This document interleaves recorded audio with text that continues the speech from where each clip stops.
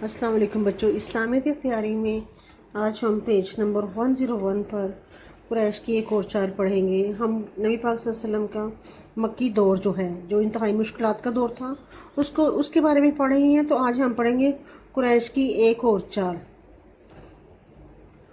قریش نے آپ صلی اللہ علیہ وسلم کو تبلیغ حق سے روکنے کے لیے سودا بازی کی کوشش کی اور عتبہ بن ربیعہ کو آپ کی خدمت میں بھیجا، جس نے خوش آمد آمیز تمہید کے بعد مدعا بیان کیا،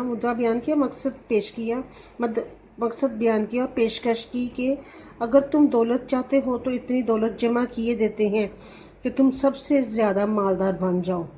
سردار یا بادشاہ بننا چاہتے ہو تو ہم تمہیں اپنا سردار اور بادشاہ تسلیم کر لیتے ہیں۔ اگر مقصد کسی حسین عورت سے شادی ہے تو عرب کی حسین ترین عورت سے شادی کے انتظام کیے دیتے ہیں۔ یہ تمام باتیں بڑے سے بڑے پاک باز کو بھی ڈگمگا دینے کے لیے کافی تھیں، یعنی انتہائی راست قدم آدمی کو بھی اپنے راستے سے ہٹانے کے لیے کافی تھیں۔ لیکن آپ صلی اللہ علیہ وسلم نے اس کے جواب میں سورہ حامیم کی آیات تلاوت فرمائیں۔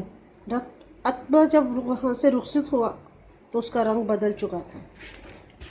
آگے پھر قریش نے اس کے جب بہت زیادہ بڑھ گئے ظلم و ستم، تو پھر نبی پاک صلی اللہ علیہ وسلم کے حکم سے کچھ لوگوں نے حبشہ کی جانب ہجرت کی۔ مطلب اس کے بعد جب قریش کی پیشکش کی، اس کے بعد کے حالات یہ تھے کہ ہجرت حبشہ۔ قریش مکہ نے آپ صلی اللہ علیہ وسلم کے خلاف تمام حربے آزما لیے، یعنی تمام اپنی چالیں چل لیں۔ نہتے مسلمانوں پر اب ان کا تشدد شباب پر تھا۔ نہتے خالی ہاتھ مسلمان، جن کے پاس لڑنے کے لیے کوئی اسلحہ وغیرہ بھی نہیں تھا، نہ اتنی طاقت ہمت تھی، تو ان پر اب بہت زیادہ ظلم و ستم کرتے تھے۔ مکہ کی سرزمین مسلمانوں کے لیے تنگ ہو گئی تھی اور ان کے صبر کا پیمانہ چھلک اٹھا تھا، یعنی ان کا صبر ختم ہو چکا تھا۔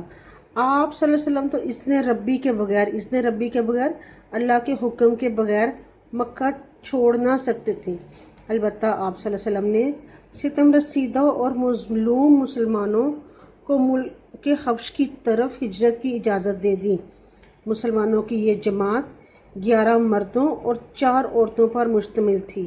یہ مسلمان تھوڑا ہی عرصہ حبش میں رہے اور یہ افواہ سن کر کہ قریش نے اسلام قبول کر لیا ہے مکے لوٹ آئے، لیکن یہ افواہ غلط تھی۔ یعنی شروع میں جو پہلی ہجرت حبشہ کی جانب ہوئی تھی اس میں 11 مرد اور 4 عورتیں تھیں، تو یہ مسلمان تھوڑا عرصہ حبشہ میں بڑے سکون سے رہے، لیکن پھر یہ افواہ پھیلا دی کہ قریش نے اسلام قبول کر لیا تو واپس لوٹ آئے، لیکن یہ افواہ غلط تھی۔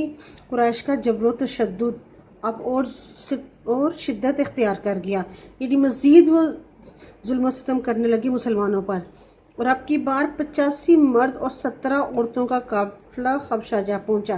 یعنی جب دوبارہ ہجرت کی، پہلے 11 مرد اور 4 عورتیں تھیں، پھر 85 مرد اور 17 عورتوں کا قافلہ حبشہ کی طرف ہجرت کر کے گیا۔ قریش نے وہاں بھی ان کا پیچھا نہ چھوڑا، لیکن وہاں کے انصاف پسند بادشاہ کے سامنے ان کی ایک نہ چل سکی۔ ٹھیک ہے، کل چھٹی ہے، تھوڑا سا اور پڑھاؤں گی بس یہاں تک۔ اسلام کی قوت میں اضافہ۔ اب آپ صلی اللہ علیہ وسلم کے چچا حضرت حمزہ اور قریش کے فرزند حضرت عمر بھی ایمان لے آئے تھے۔ ان دونوں کا اسلام قبول کر لینا حد درجہ تقویت کا باعث بنا، یعنی اسلام کو اس سے بہت زیادہ طاقت حاصل ہوئی، اور حضرت عمر نے تو عین حرم کعبہ میں اپنے اسلام کا اعلان کیا، یعنی کعبہ کے اندر جا کر اپنے اسلام قبول کرنے کا اعلان کیا۔ حضرت عمر آپ کو پتہ ہی ہے سب کو کہ بہت طاقتور اور بہادر شخص تھے، تو ان کے سامنے کوئی کافر ٹک نہیں سکتا تھا، تو انہوں نے اپنے اسلام قبول کرنے کا اعلان کعبہ میں جا کر کیا، جس کا مطلب یہ تھا کہ اسلام ایک قوت بن کر ابھرے گا انشاءاللہ۔ یہاں تک اب آپ نے لرن کرنا ہے۔ یہ جو 3 چھٹیاں بھی آ گئی ہیں تو یہ 2-3 ٹاپک میں نے آپ کو پڑھائے ہیں، انہیں لرن بھی کر لیجئے گا اور لکھ بھی لیجئے گا۔ آگے سے پھر انشاءاللہ یہاں سے اسٹارٹ کریں گے، ٹھیک ہے؟ بس یہاں تک یہ محل میں ختم ہو جائے گی، یہاں بھی لگتا ہے، پھر اس کے شارٹ کوسچن انشاءاللہ کر لیں گے۔ السلام علیکم ورحمۃ اللہ وبرکاتہ۔